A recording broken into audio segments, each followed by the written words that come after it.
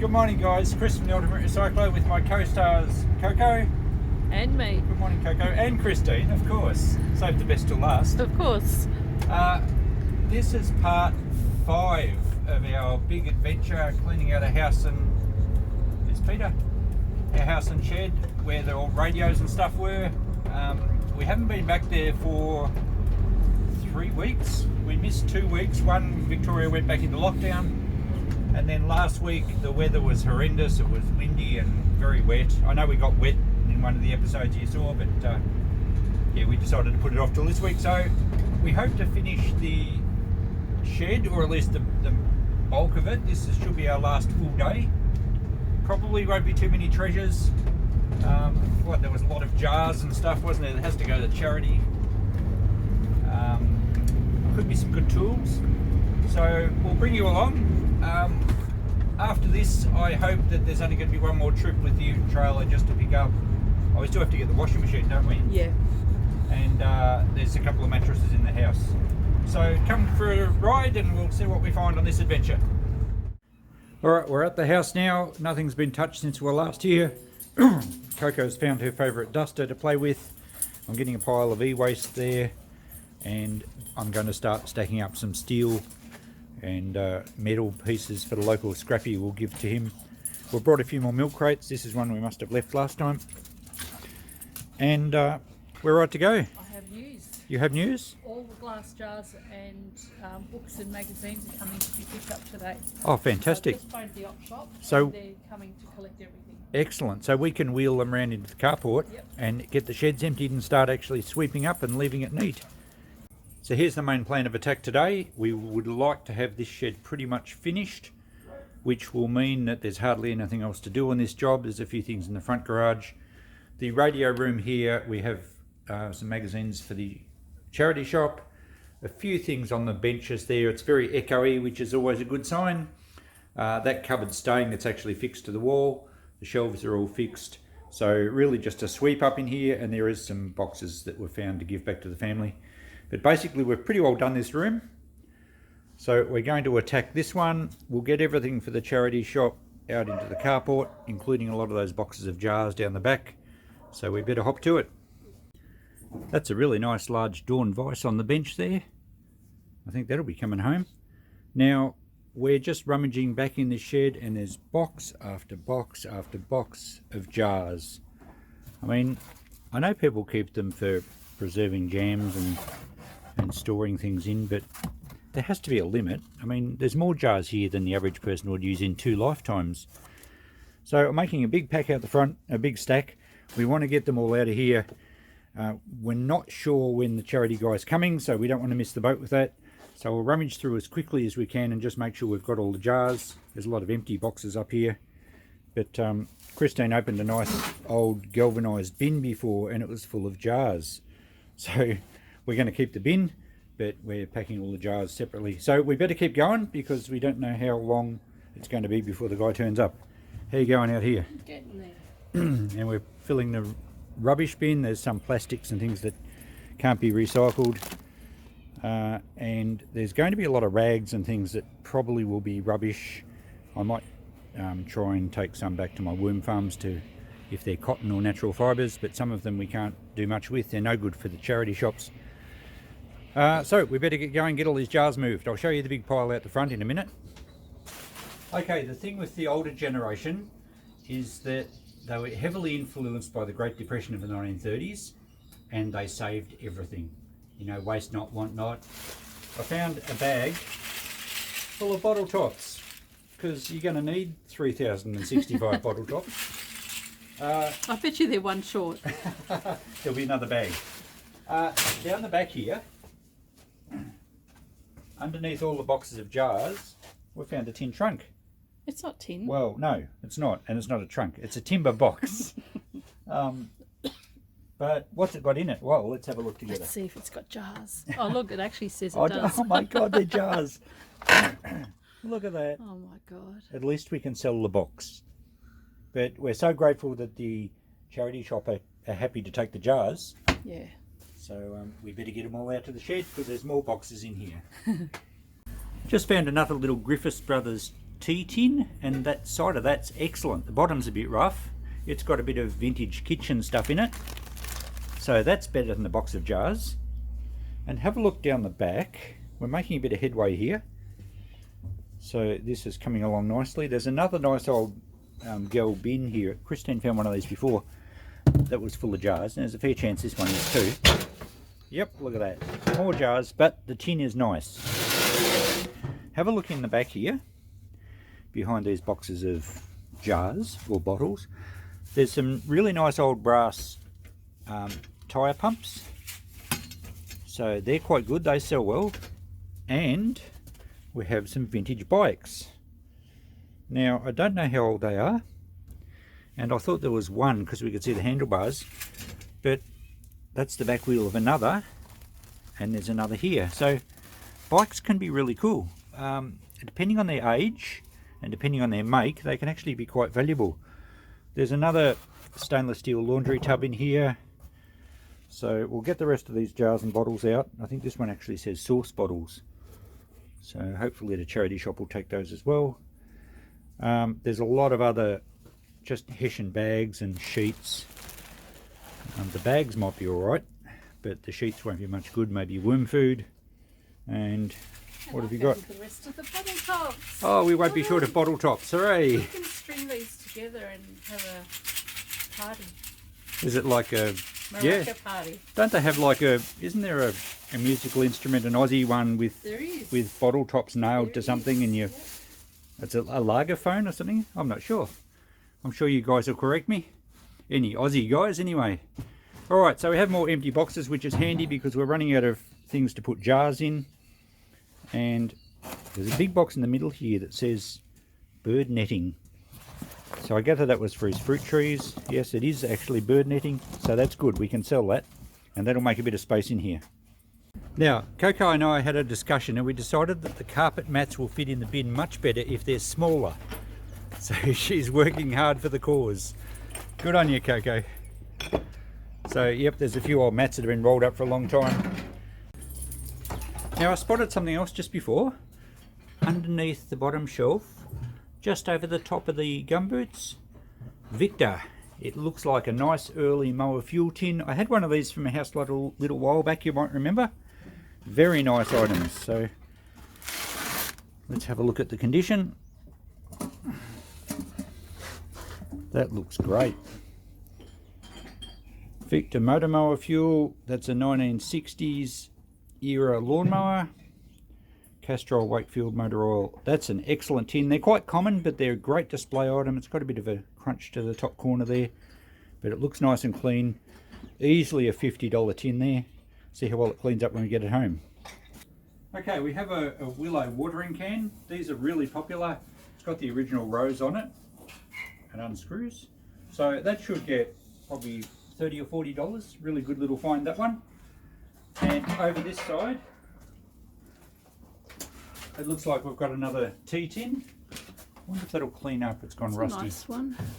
Yeah, might be a little bit rough there, but anyway, that looks like a preserving sterilizer. We still haven't quite dug the bikes out. We have a little mower that we could see the handles on in one of the earlier episodes. Some fold-out chairs, a steering lock, plenty of electrical wire. So that's probably saleable, but if nothing else, the price of insulated wire is really good for scrap these days. We have our bikes. Now back here, we thought, oh, another box of jars or bottles, and technically we're correct. However, these ones have preserves, sauce, relish, chutney, I don't know. Are they dated? Yeah. Yeah, very dated.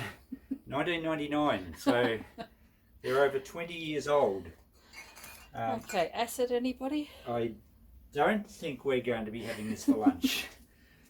So I'm sure the charity shop aren't going to want that. We can't really recycle the jars while they're full of goop. So not sure what we're going to do with those. We Job for Coco? Coco? A job for Coco. What, to eat it? Yeah, see if she can open it. She can have nice vintage tomato sauce on toast. Yeah, I'm not sure. It's rather black. Concerning. We have a tea chest, which aren't worth a lot, but they're always cool in the shop. There's a fire screen back here. So underneath all the clutter, we're actually finding a few reasonable things. Now, these bikes, we got the bikes out. They're all, I think they're Australian made. The Cyclops one, this is in the best condition. It's a lady's bike, but the artwork and the transfers and the paint and everything are pretty good.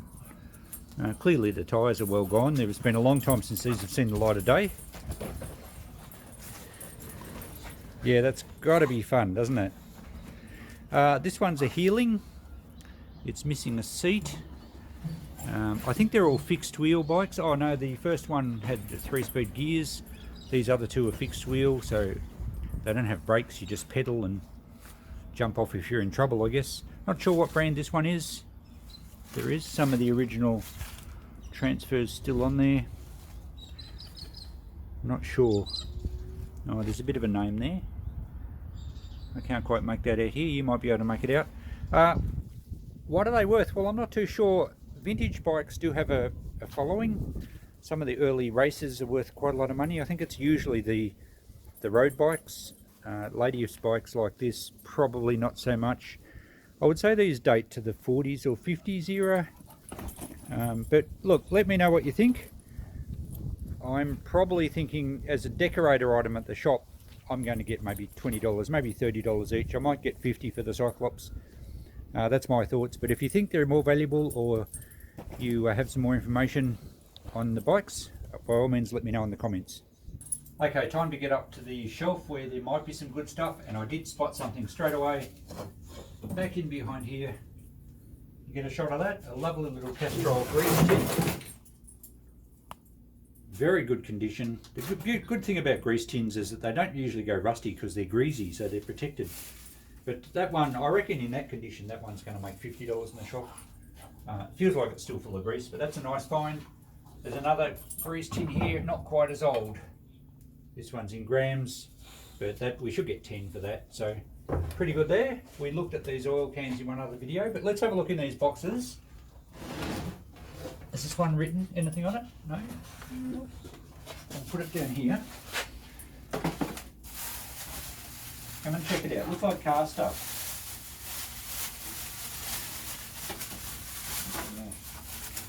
Nothing very exciting. We have fan belts. We have ignition leads, spark plug leads, distributor cap. Looks like a new one. Probably a broken new one. Tyre levers.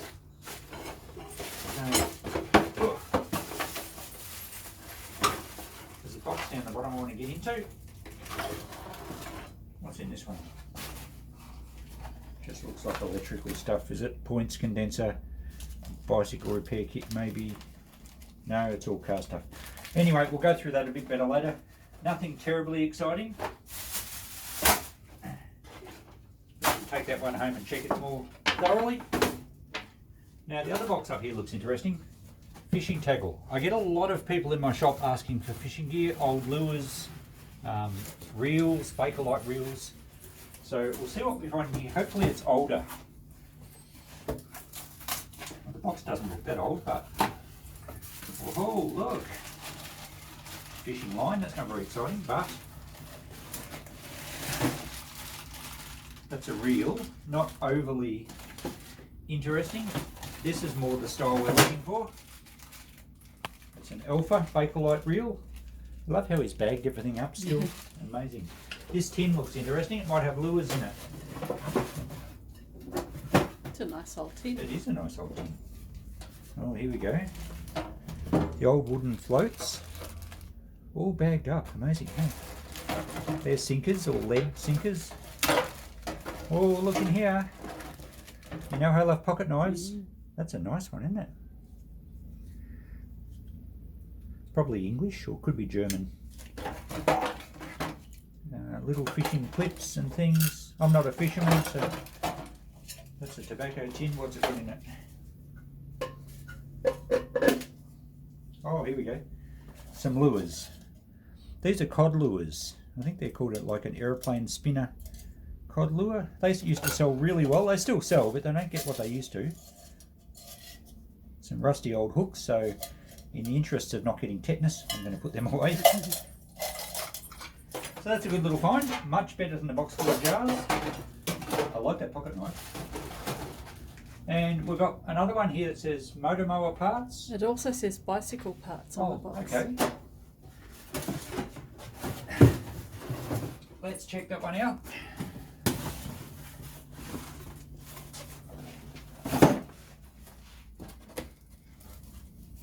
Okay, ooh, that's a light. Nice old, that's in pretty good condition.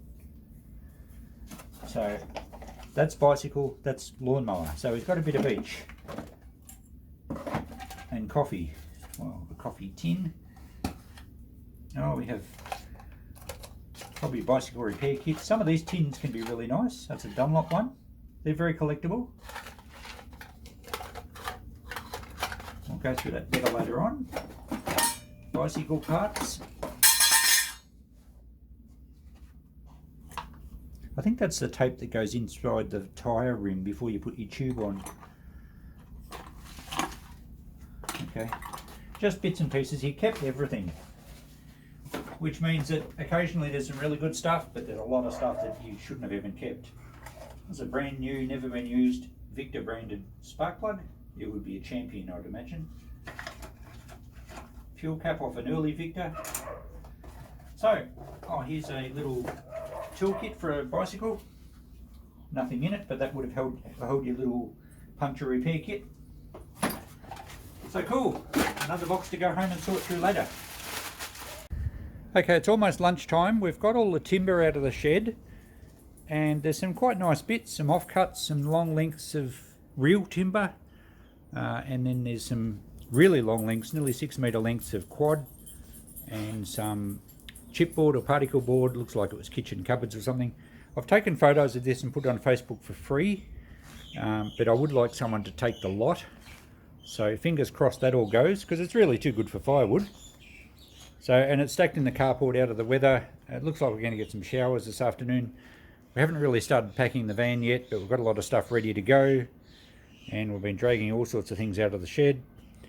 So we'll have a walk back here. The scrap metal pile is getting a bit larger. I haven't tried to chase anyone up for that yet. And Christine's just gone to get some lunch organised. Now, if we come down to the shed here, we've been bagging up all the rubbish that really we can't do much with, and we'll take that home. The little rubbish bin's full. It's only a small size one. The recycle bin's full of cardboard and various other plastic containers and some bottles. We haven't got a key to the front garage as yet, but I rang the local real estate guy who's got the keys, and he's going to call round soon, because we do have to start getting some stuff out of there. So we're getting there. Now, in the sheds, we've packed up a lot of this stuff. There's still quite a bit on the bench yet, but we've got it nice and clean down the back, and we've been sweeping up as we go. This is how I like to leave a job. We sweep all the spider webs off the walls and sweep up the floor. Often behind things there's a hell of a mess because it hasn't been moved for many years. So we're making a start here, and we've started packing up stuff off the shelves. So we're getting there. We hope to have this room all finished today. And the radio room itself is pretty well done. Christine's been sweeping up in there. You can see there's quite a pile of stuff. It hasn't been swept out for a long time. All the shelves have been swept down. Very echoey now. So really all that's going to be left is the fixtures, and we'll just finish sweeping up, and we can close the door on this room, and I will let the family know that there's some stuff there. We might put that back up on the bench. So we're getting there. We like to leave a job neat and tidy. That's where we get a lot of our recommendations from, because I'm aware of some dealers that come in and they rummage through and virtually dig through the piles looking for treasures, and then walk out with the treasures and leave all the junk. Found an old record player here. It looks like it might have been a homemade job. Incomplete. And this TV down here, and there's another one more modern. It's probably only going to be e-waste. It looks like there's a set-top box.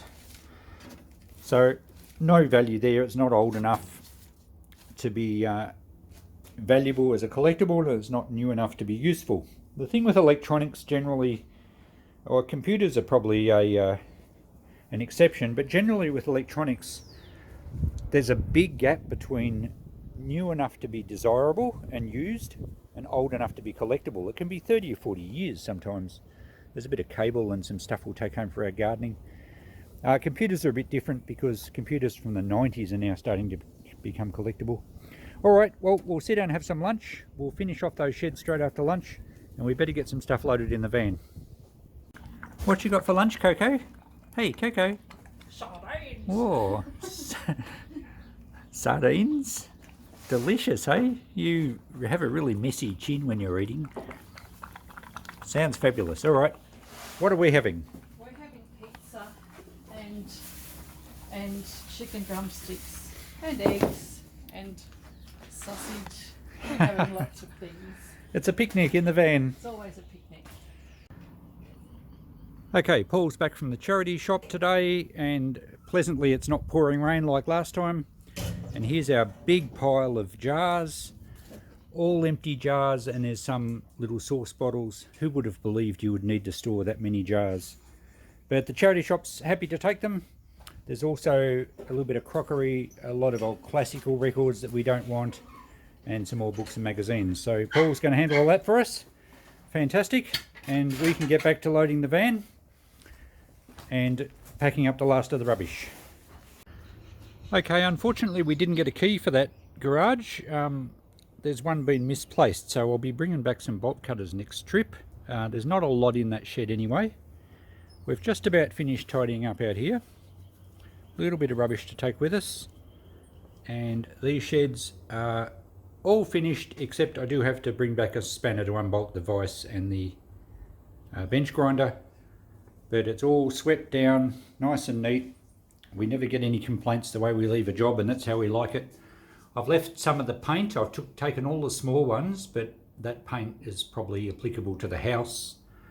And also we always leave tiles because they obviously suit what's in the house, and I think there's some roofing tiles there. So other than that, it's all cleaned up, all swept down, all the spiderweb's gone, and Christine did a great job finishing off the radio room that now is more like an echo chamber.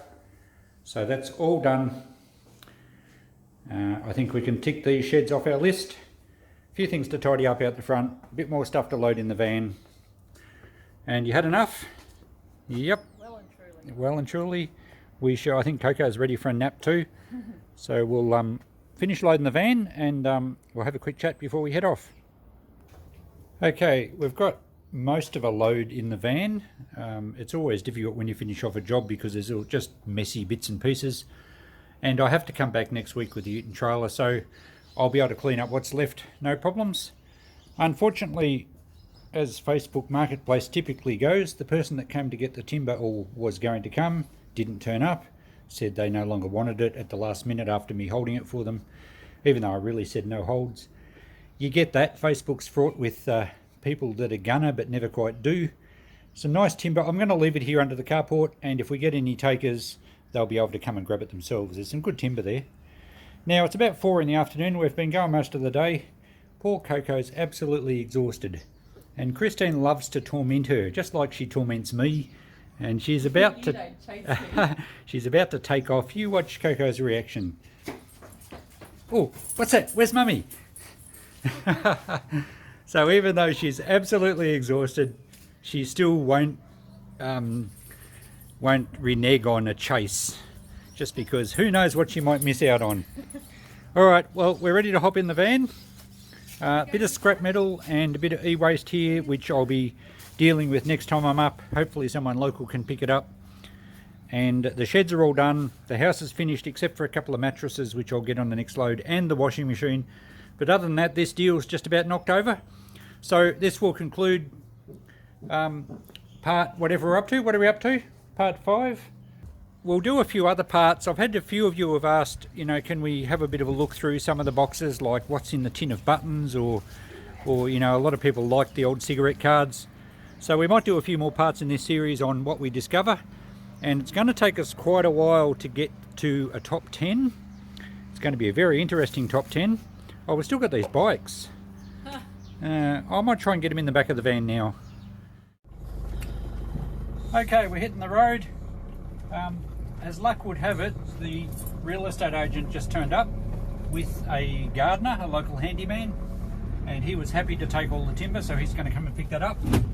And the real estate agent also said that he knows a guy that'll pick up all the scrap metal, so all those old steel dryer cabinets. So the driveway is pretty well going to be right. So yeah, that concludes a pretty successful day. Anything else I needed to report on? Nothing. No? Coco still hasn't had a nap. And we'll be home in about half an hour for our naps. Yes, definitely. Alright, thanks for watching. We'll see you in the next episode, which will be episode 6. 200 and something. And we might go through some of the smalls we got and see what's in some of those mystery boxes. So thanks for watching. We'll catch you then. Bye-bye.